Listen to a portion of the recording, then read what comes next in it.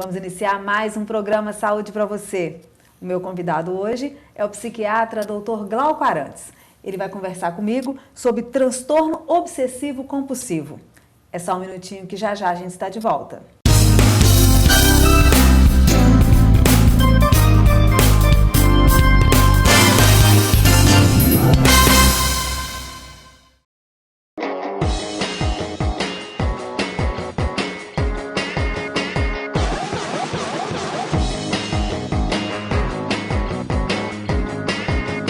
Doctum TV, online 24 horas.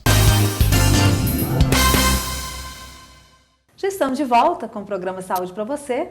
Agora sim eu vou conversar com o Dr. Glauco sobre transtorno obsessivo compulsivo. Olá, doutor, seja bem-vindo aí ao nosso programa. Olá. Glauco, fala pra gente primeiro, conceitua transtorno obsessivo compulsivo. Bom, então vamos destrinchar o nome, né?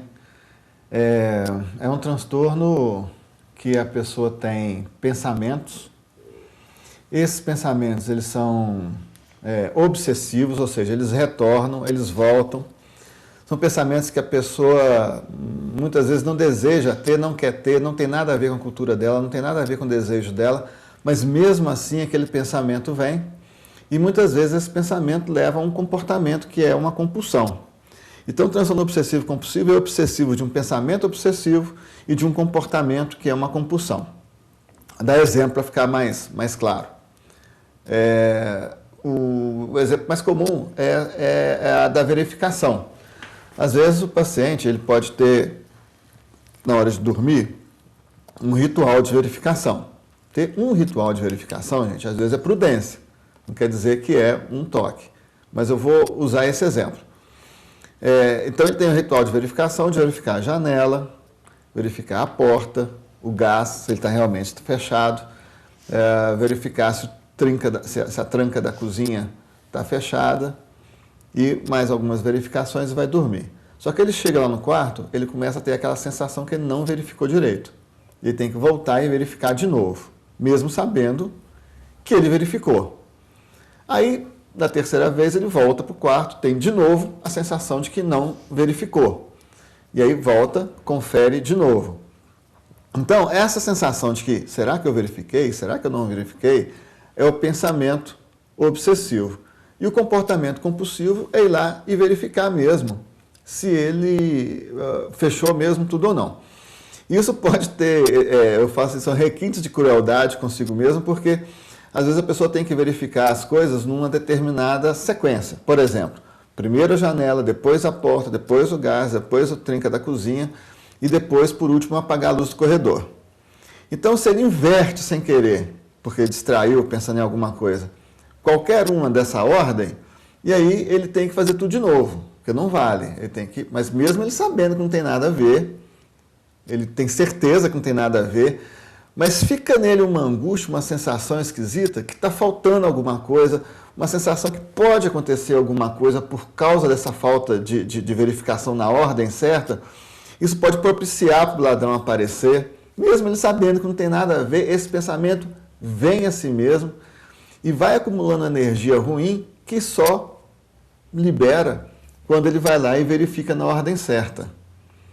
E assim, isso pode ter uma repercussão tão grande, por exemplo, no banho, que a pessoa tem que tomar banho esfregando tantas vezes aqui, tantas vezes ali, e se ele erra, ele tem que voltar ao banho desde o início, porque vem um pensamento ruim, né, associado. Então, esse aqui é o transtorno obsessivo compulsivo. Repetindo, então, é um pensamento que é seu, que você não quer ter, que ele vem, ele é intrusivo, você não quer ele, você sabe que muitas vezes ele é absurdo, mas mesmo assim ele vem, e isso te leva a um comportamento que é uma compulsão, transtorno obsessivo compulsivo. E sempre desnecessário esse comportamento, né, doutor? Não, nem sempre é desnecessário. Igual, por exemplo, a verificação ela é necessária mesmo, né? Mas a segunda verificação é desnecessária. Né? A maioria das vezes chega lá e fala, não, retranquei mesmo. Mas isso às vezes causa um alívio de alguns minutos. Depois ele tem de novo, até que ele começa a brigar com ele mesmo. Não vou voltar de novo. Eu já olhei. E isso que eu estou descrevendo aqui, muitas vezes é um toque um transtorno obsessivo compulsivo, a sigla é TOC. Então a gente fala TOC para poder facilitar. Então é um toque de médio a leve. A gente tem toques gravíssimos que a pessoa não consegue fazer nada, porque tem que voltar e voltar e voltar. Agora, tem mais de um tipo, doutor, de transtorno desse ou não? Não, o toque é sempre isso, que é um pensamento com comportamento. A gente pode ter um paciente que tem só o pensamento, a gente pode ter um paciente que tem só o comportamento, né? Ou só um ou outro. O mais comum é a associação dos dois. Agora, não é sempre com verificação. Né? Vou dar um exemplo aqui, que não tem nada a ver com verificação, que seria lavar, por exemplo, né? Que é o medo de contaminação. Então, acho que está sujo, lavou a vasilha do leite, tem certeza que ela está suja, já está limpa, aliás. Mas aí, ao se afastar daquela vasilha do leite que ele acabou de botar lá para secar, a pessoa tem aquela sensação, e se passou um ventinho e caiu uma bactéria ali? E se essa bactéria prolifera? Não, vou voltar lá e vou lavar. E lavo de novo.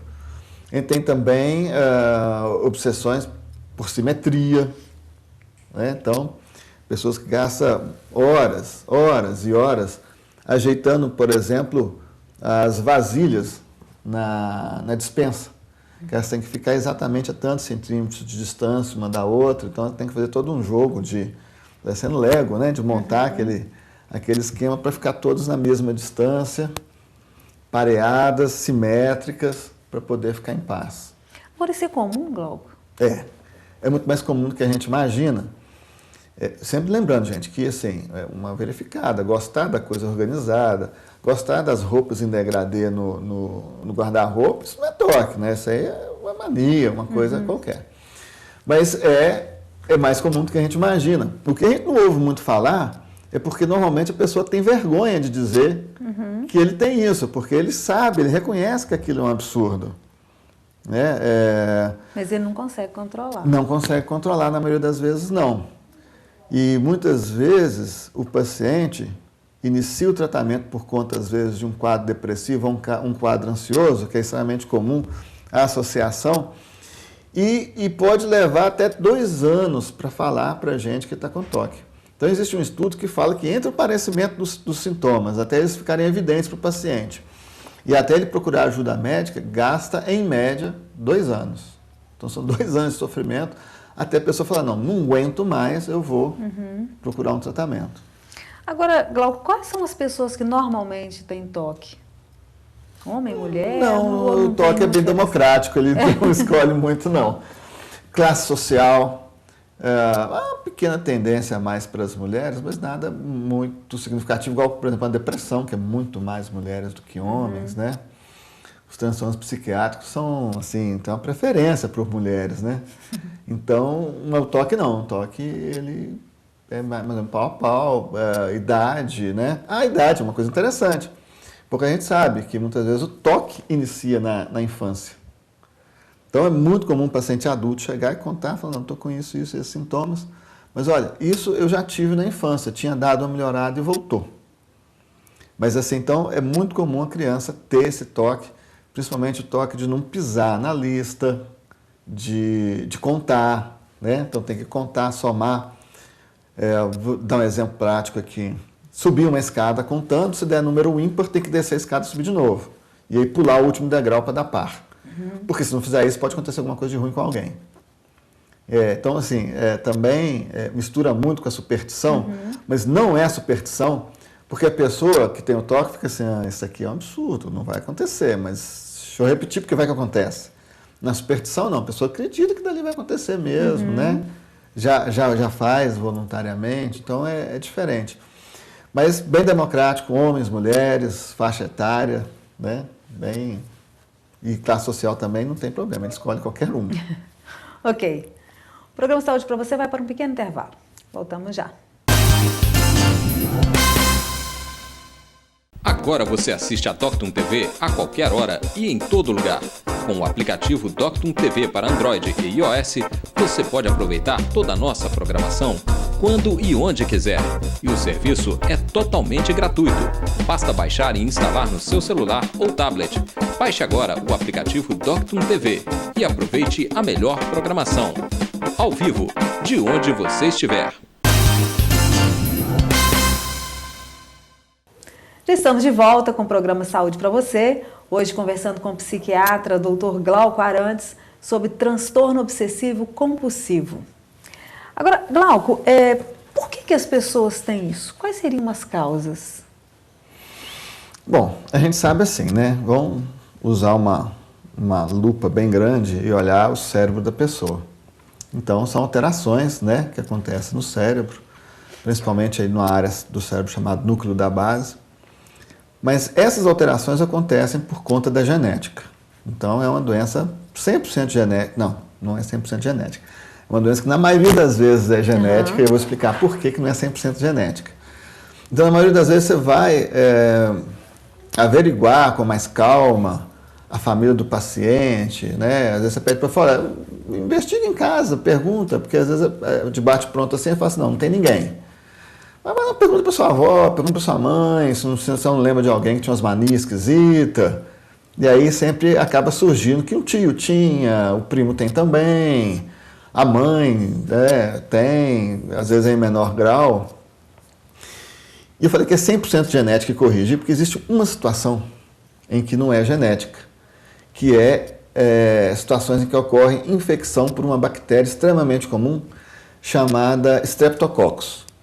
Esse Streptococcus é, por exemplo, da infecção de garganta, da infecção de pele pode dar também. E aí esse Streptococcus, ele pode induzir uma síndrome também muito semelhante ao toque, né, com pensamento e tal, na infância. E aí a gente medica, não adianta necas de pitibiriba, não resolve, a gente tem que entrar com tratamento com antibiótico para acabar com a bactéria. E aí, assim, é raro, não é comum, né? Eu estou com 20 e poucos anos de psiquiatria, né? E só vi um caso, né? Mas assim, sempre você conversa com alguém, com algum outro médico, então fala, também tive um. Então, assim, não é uma coisa comum não, mas é uma coisa que pode acontecer. Por isso que não é 100% genético, né?